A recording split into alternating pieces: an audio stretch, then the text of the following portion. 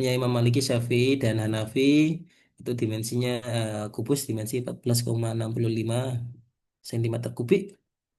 Nah, dikali 3,145 liter ya, dikali 300 jadi 934.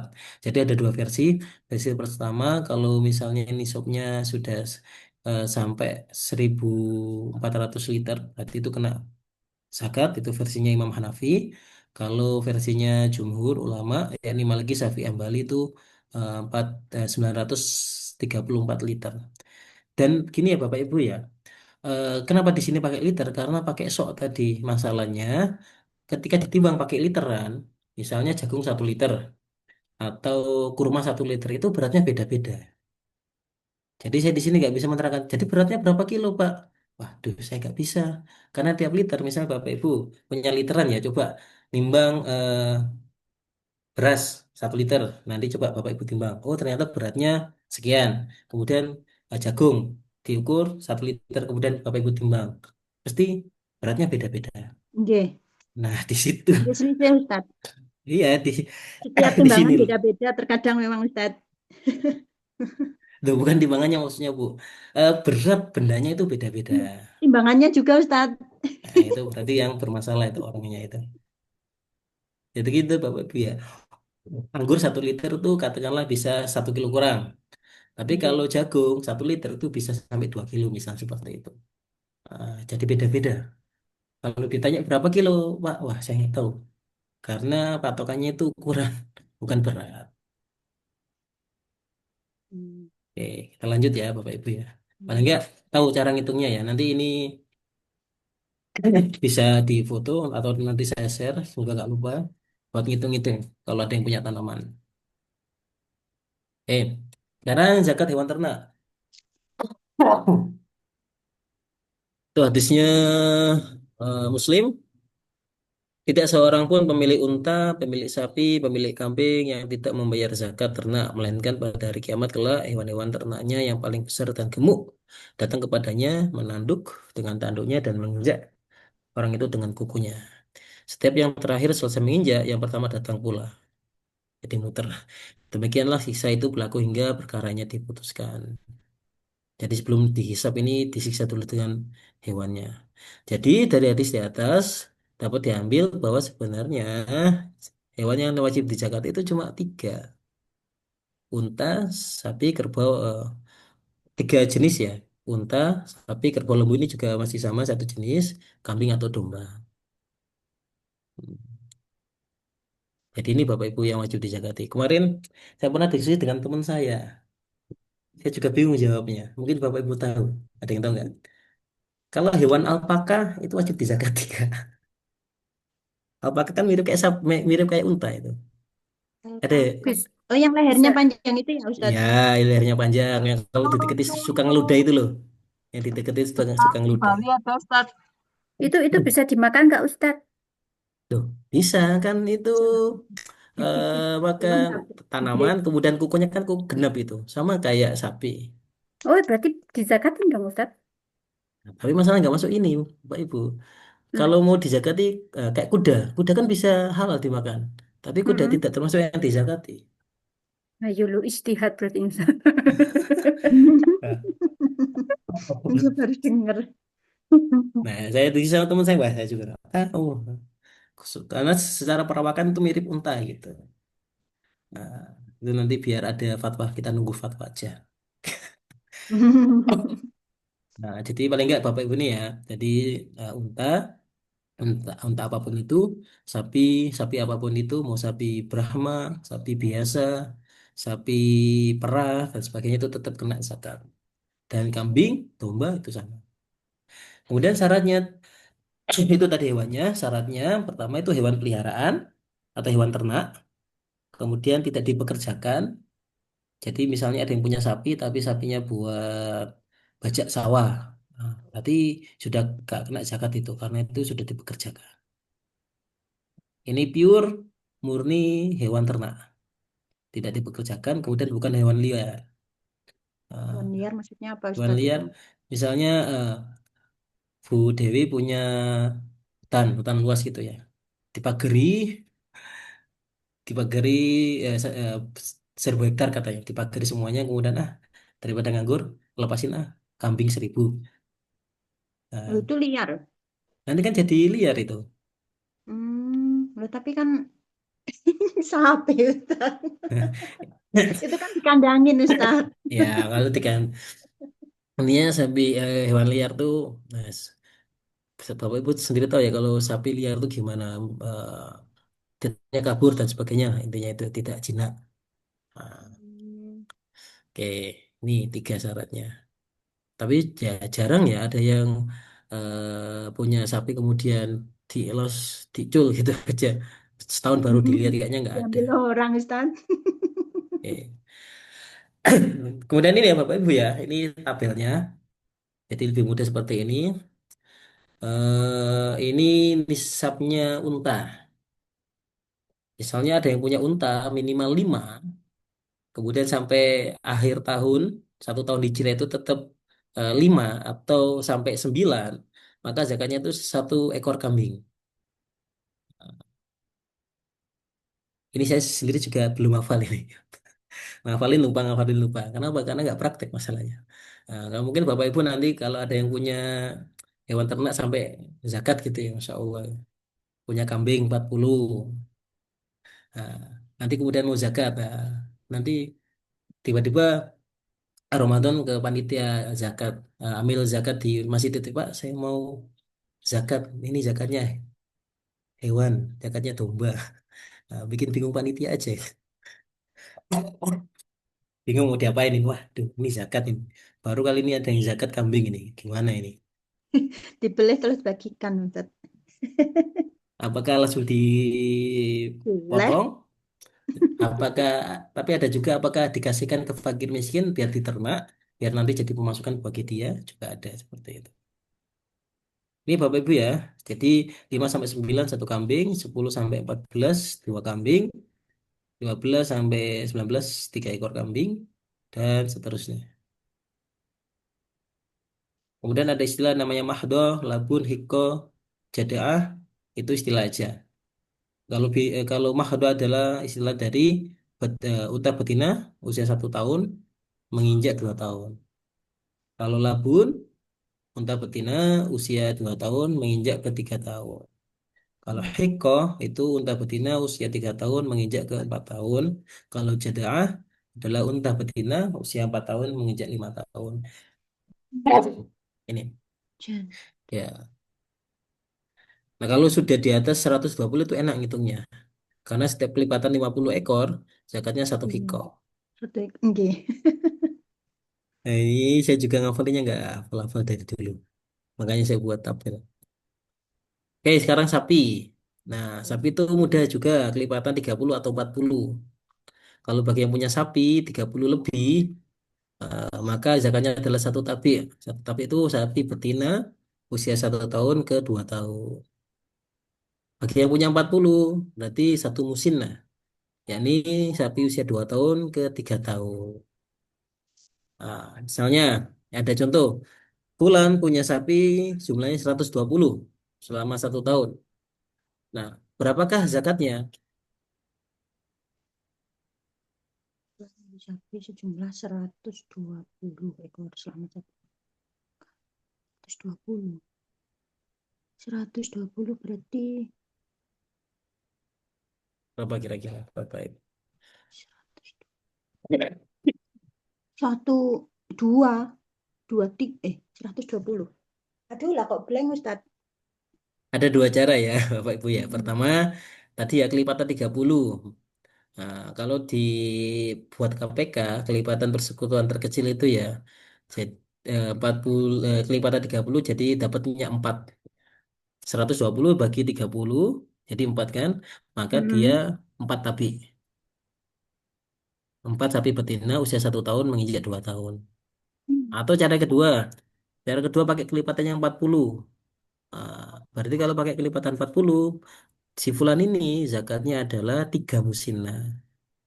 Tapi betina usia 2 tahun menginjak 3 tahun. Nah, itu aja. Jadi kelipatan-kelipatan aja. Kalau Pak Ada orang punya sapi 55. 55 kan belum masuk kelipatan ya, berarti dia masih satu tabir. Kalau 60 kan berarti sudah kelipatan itu, kelipatan 30. Kalau 70 berarti 30 sama 40, satu tabir dan satu musim. Nah, Hmm. itu. Jadi pakai kelipatan. Ya. Ini kalau kambing, kalau yang punya kambing 40 sampai 120 itu jangan satu ekor kambing. Di sini tidak dijelaskan umurnya berapa ya. Tapi paling enggak kambing zakat kambing itu kambing yang termasuk dewasa. Dewasa ya 1 tahun ke atas. Ya jangan di bawah umur 1 tahun kambingnya. Kambingnya harus sudah poel, Ustaz. Apa tuh? Powel itu untuk Merah. syarat Kurban. kurban. Kuburan. Kalau ganti gigi itu umur berapa ya? Saya kok lupa ya. 1 tahun lebih juga ya, apa 2 tahun gitu. Oh, ya sudah ganti gigi. Kalau Kayak ini poel ya, masih kecil kan udah bisa, Ustaz ya. Walaupun kecil. bisa, bisa. Ya kan jadinya jadi patokan itu umurnya, bukan beratnya. Lanjut ya Bapak Ibu ya. Dikit lagi insya Allah. Banyak. Zakat rikas dan barang tambang. Setiap menemukan. Jadi rikas itu misalnya Bapak Ibu tiba-tiba jalan kemudian kesandung emas gitu ya. Kesandung emas 1 kilo. Wah, tapi ya nggak mungkin kayak. Ya intinya kayak gitu ya. Ketika sudah menemukan sesuatu yang berharga, nah, maka pertemuan itu dan ini nggak ada yang memiliki ya. Katakanlah nggak ada yang memiliki di hutan dan sebagainya. Nemu tiba bukan emas gitu. Nah, maka temuan ini langsung wajib dijagati sebesar 40 sebesar 20%. 20. 20%. Tapi kalau barang tambang itu 2,5%. Apa Pak bedanya Pak? Rikas itu kita menemukan emas, perak tanpa usaha. Oh, tiba-tiba kesandung atau tiba-tiba gali dikit ketemu batangan emas dan sebagainya. Itu rikas. Nah, kalau barang tambang ya sekarang tuh kayak tambang-tambang yang ada. Nah, barang-barang tambang, jadi bukan hanya emas perak ya, berarti ya kalau barang tambang ya batu bara dan sebagainya itu sebenarnya wajib zakat karena namanya barang tambang 2,5% karena mereka melakukan aktivitas mengeluarkan harta yang dikandung oleh bumi. Setiap menemukan ya dikeluarin 2,5% di barang tambang. Ini tentang mustahik tadi kita sudah bahas ya Bapak Ibu ya. Mukorok, masa miskin, amil, mualaf, rikob, gharib, fisabilillah dan musafir. Oke. Nah, ini slide terakhir kita lembaga zakat. Khud min amwalihim sedekatan tutahhiruhum wa zakihim biha.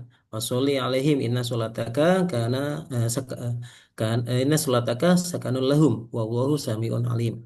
Ambillah zakat dari harta mereka guna mensucikan dan membersihkan harta. Nah, dari konteks ini Bapak Ibu ya sebenarnya Allah itu menyuruh ulil amri atau yang punya kuasa untuk mengambil zakat dari orang kaya untuk diberikan kepada orang miskin. Nah, jadi sebenarnya ambil zakat yang mengelola itu sebenarnya harus pemerintah, Bapak Ibu. Dan pemerintah itu punya power. Orang Muslim nggak bayar zakat di penjara, bisa seharusnya. Nah, tapi karena kembali lagi ya, negara kita negara Indonesia bukan negara Islam, kayak gitu lagi. Akhirnya tidak ada kewajiban dan sebagainya. Dan zakat bersifat volunteer. Tapi paling tidak sudah ada perjuangan ya oleh tokoh-tokoh Islam di Indonesia sampai tercipta terbentuknya Basnas. Nah, Basnas itu badan amil zakat. Nah, dia sudah mulai mewajibkan. Jadi bagi Bapak Ibu yang PNS itu sudah kena wajib zakat ya. Yang Muslim dipotong itu otomatis gajinya itu dan masuk ke Basnas. Tapi Basnas belum bisa mewajibkan ke yang lainnya. Pak, gimana Pak? Kita bayarnya bukan ke Basnas Pak, gimana? Kita bayarnya ke Lajismu. Nah, gimana kayak gitu? Nah, karena di Indonesia itu belum ada peraturan yang tegas ya, Bapak Ibu. Jadi tidak ada masalah. Tapi Basnas itu sebenarnya sudah menyurati berbagai lembaga amil ya. Dompet duafa, rumah zakat, lazismu sebenarnya disurati semuanya. Mereka diminta untuk laporannya saja. Jadi, oke silakan nggak apa-apa beroperasi sebagai las, lembaga amil zakat, perpanjangan dari pemerintah, karena memang seharusnya pemerintah yang wajib mengelola zakat ya. Tapi kami minta cuma laporan zakatnya aja. Jadi untuk pelaporan biar tidak terjadi eh, apa ya double ya. Biasanya ada yang ini orang fakir ini sampai dapat 2 kali dari lembaga las A sama las B. Nah, itu. Padahal fakir miskin yang lainnya Double belum gitu. dapat. Iya, Biar double nggak gitu ya, terjadi Ustaz. seperti itu. Kemudian tugasnya ulil amri juga atau lembaga amil zakat mendoakan bagi mereka yang telah melaksanakan zakat. Mendoakan ya bukan nawa itu. Saya kemarin itu agak ya di masjid masjid kampung lah. Ya katakanlah memang bukan eh, Muhammadiyah, saudara kita. Ketika saya berzakat fitrah itu, ayo Pak kita sama-sama doa Pak. Ya ya, ini doanya Bapak tolong baca. Ya saya baca. Nama itu zakat. Loh ini bukan doa, ini niat ini. Jadi sebenarnya ada doa Bapak Ibu ya. Jadi eh, amil itu seharusnya nanti ketika berzakat itu ambil baca doa ini untuk mendoakan si muzaki ini. Ada doanya. Bukan niat, bukan niat. Kalau nawa itu zakat dan sebagainya itu niat itu. Baik. Nah ini tadi ya, bagaimana hukum menunaikan lembaga zakat ke selain pemerintah nggak ada masalah ya, karena kita memang belum ada peraturan. Kecuali nanti sampai ada peraturan kayak di Brunei Darussalam ya, zakat harus ke pemerintah. Nah maka kita harus taat seperti itu. Kalau di Indonesia belum ada dan kayaknya susah juga. Pernah dulu itu ketika Basnas berdiri itu eh, dompet duafa itu pernah diminta laporannya itu nggak mau. Nah, ini cerita dosen saya Prof Didin. Prof Didin Hafiduddin yang pernah jadi ketua Basnas. Memang lembaga zakat di Indonesia yang pertama kali itu Toba Duafa, Bapak Ibu. Baru ada Basnas. Nah, ketika Basnas itu minta laporan tuh seakan-akan mereka itu merasa senior. Nah, itulah problematik di Indonesia. Susah juga sebenarnya. Baik, sampai sini ada yang ingin ditanyakan atau didiskusikan, Bapak Ibu? Ngomong.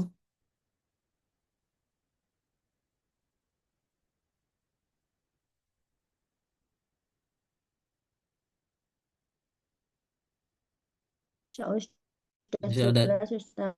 Oke, baik. Oh, sudah azan ya di sana. Ustaz, kalau saya izin tanya, tapi materinya di luar ini, tapi masih fikih, boleh Ustaz? Waduh, nggak tanya suaminya aja, Bu. Ya silakan coba. Ini Sebisa Ustaz. saya, sebisa Loh, saya. jadi ada beberapa teman saya itu punya hutang puasa. Nah, tapi juga kan wanita itu rentan sekali dengan haid dan istihadah. Oke. Pertanyaan yang pertama itu gini, Ustaz. Saya punya teman, dia punya hutang puasa puasa bulan Ramadan gitu ya. Nah, itu posisinya itu dia punya anak kecil usianya belum mencapai 2 tahun. Oke. Nah, kan kalau ibu Menyusui, masih hamil atau menyusui. menyusui kan itu boleh melakukan pembayaran fidyah. Ya. Problematikanya di sini Ustaz. Dia itu tidak melanjutkan penyusuan kepada anaknya itu nggak dia lanjutkan, hanya dia kasih itu anggaplah 3 bulan pertama. Nah, pertanyaannya, bolehkah seseorang teman saya ini melakukan pembayaran fidyah jika disamakan masa minimal masa umumnya menyusui yang menurut Al-Quran itu 2 tahun, atau nggak bisa ikut bayar fidyah karena dia udah nggak nyusuin bayinya gitu. Gimana itu, Ustaz? Oke, baik. Kita Bismillah. Kita lihat ilatnya dulu ya, Bu Ama ya. Ilatnya kan tidak puasa karena menyusui. Maka dibolehkan mengganti dengan fidyah. Nah, tapi ini mau bayar fidyah alasannya apa? Wih, udah Nah, menyusui. alasannya tidak menyusui kan sudah tidak menyusui lagi. Nah, jadi sebenarnya sudah Tidak ruksonya itu sudah menyusui. hilang sebenarnya. Karena ilahnya itu, kemarin kita belajar ilahnya itu, alasannya itu sudah nggak ketemu, nggak ada. Oke, siap Ustadz. Gitu. Berarti Oh. seseorang wanita boleh melakukan pembayaran vidya apabila Hmm. alasannya jelas terkait hamil dan menyusui yang Ya, mengkhawatirkan bayi itu ya Ustadz ya. ya yang mana kan terjadi kemuzaratan pada bayi tersebut. Oke, oke. Hmm. Yang pertanyaan kedua gini Ustadz. Saya sempat membaca di beberapa sumber ketika istihadah itu kan kita wajib tetap sholat. Lalu bagaimana jika ketika istihadah kita hendak membayar kodok puasa juga itu enak tetap gimana hukumnya gitu Ustaz? Istihadah untuk puasa, gimana Ustaz Nurali mungkin ada jawaban dari beliau. Yang saya pelajari eh, tidak boleh puasa karena dia masih istihadah. Adapun sholat kan harus dilaksanakan. Nggih Ustaz, betul. Saya juga awalnya Iya. mikir gitu. Terus saya cari lagi di internet. Saya menemukan sumber itu bilang kalau puasa itu boleh gitu. Asalkan darah istihadahnya itu bukan yang sampai mengakibatkan efek tubuh lemas kayak gitu-gitu. Kan biasanya istihadah itu dua macam ya Ustaz. Ada yang Hmm. istihadahnya sedikit tapi keluar, ada juga yang jor-joran darah itu Hmm. keluar sangat banyak melebihi normalnya. Ngoten. Jadi kemarin saya menasehatkan kepada teman itu sementara pakai pendapat yang apabila darahmu itu tidak sampai membuat fisikmu lemah, ya maka nggak apa-apa puasa gitu. Karena ada yang menyampaikan nggak apa-apa puasa gitu. Tapi ya saya ragu gitu soalnya kan istiadah kondisi khusus gitu. Ustaz Nurali mungkin mau memberikan pendapat. Baikkan Ustaz. Saya nyimak Ustaz. Oke. Itu ya saya apa Bu Ama nggih. Yang saya pelajari juga selama kalau istihadah itu masih dibolehkan sholat tapi puasa tidak sama sekali. Nah, Oke, bisa terima kasih. baik Insya Allah sama-sama. saya luruskan kembali. Ya, kalau mungkin Bapak Ibu ada yang menemukan pendapat yang lebih kuat nggak apa-apa nggih kita obrolkan. Lanjut kuisnya, Ustaz. Baik, oh iya kuisnya sebentar saya cek dulu. Saya kirim ke Bu Wahyu ya. Saya kirimkan ke Bu Wahyu aja.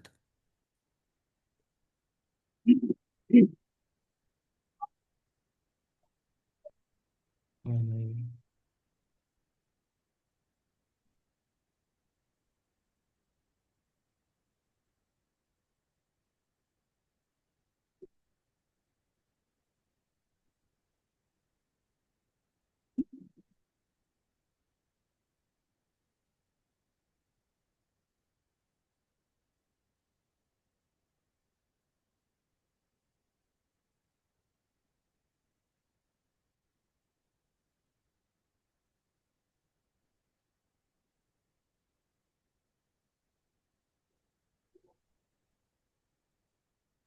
Yang mana Ustadz? Kamu fisika hari apa?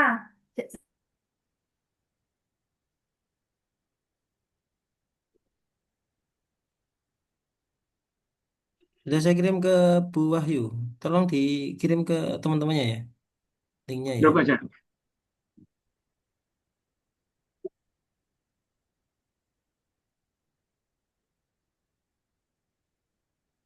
Baik, nanti diisi dengan santai ya, Bapak Ibu ya. Paling enggak sampai jam 8 saya kira cukup ya. Atau kurang Oh, Bapak Ibu? cukup, Ustaz. Cukup, Ustaz. Tapi ya Nah, Ustadz ini saya kirim ke grup ya. tanya apa enggak Ya, Gak apa-apa soalnya Ustadz. Grup. berapa? Iya seperti Ustadz, tak biasa kirim ke grup ya. 25. Iya. Ya, Oke. tolong dikirim. Sudah saya kirim ke grup Bapak Ibu, monggo. Saya nanti izin mengerjakan nanti dulu. Masih ada rapat Dewan PBB ini. Oh, Insya Rapat Allah. Dewan Oke. PBB astaga. Allah. PBB dan HAM. Tidak bisa dibuka. Arif, Ustaz. Nanti setelah Ya. sholat aja. Coba bisa dibuka apa enggak Bapak Ibu? Di tempat saya tidak bisa. Oh, betul sakit, Ustaz. Nggak bisa, Ustaz. Belum bisa. Sebentar ya. Eh, review. Oke, tolong lagi ya Bu Wahyu ya. Kenapa Ustaz? Tolong dikirim lagi Ustadznya yang baru. dibuka Bu Wahyu. Loh, Filenya nggak bisa ada lagi yang buka. baru Ustaz. Iya, saya kirim yang baru di Bu Wahyu.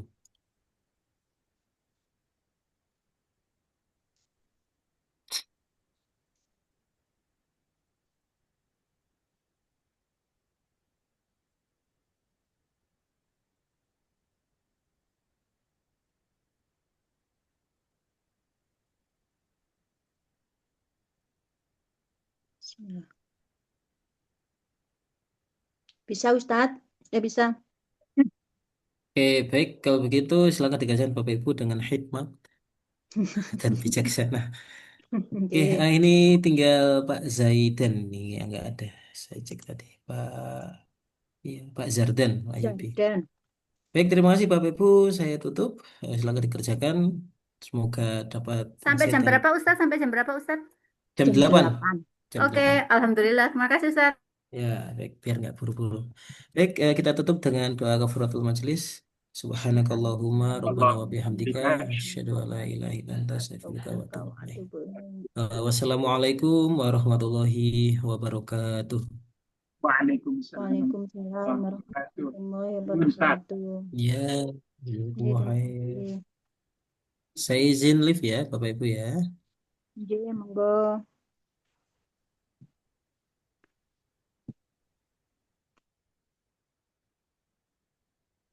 Iya. Bu Wahyu, Pak Nurali, kita rakernya Ya, ditunda 2 minggu lagi. Jadi Sabtu ini kayaknya Ustadz Jamal kita tidur. ditunda tanggal 5 ya. Rakernya tanggal 5. Jadi insya Allah Sabtu ini ya, karena mengingat ini ternyata kampus kok repot banget. Wes, Nih. apa senang jajan kayak hari tadi. Wes. Oh, ngonten Ustadz nggih. Ini tadi Ya, japri tadi jenengan saya japri tak tengok kok nggak ada. iya, terima kasih loh. Tak kira libur, aku ya santai-santai, maaf loh ya. Terima kasih Bu. Loh, Oh, nggih. pagi aku langsung Pak, makanya pakai HP dulu aku tadi. Tak laptop kesuwen. Nggih. Matur nuwun Bu Nggih. Dewi. Kamu terus, tak Nggih, kira sama-sama. libur. Saya apa sih raker bisa gak mari-mari lagi loh. Mana? Boten. Nggih, nggih. Aku tak Nggih. kemana-mana Nggih, tadi sampun, ya. tenang. Ya, matur Oh, nuwun. nggih. Monggo, Assalamualaikum. Waalaikumsalam warahmatullahi wabarakatuh.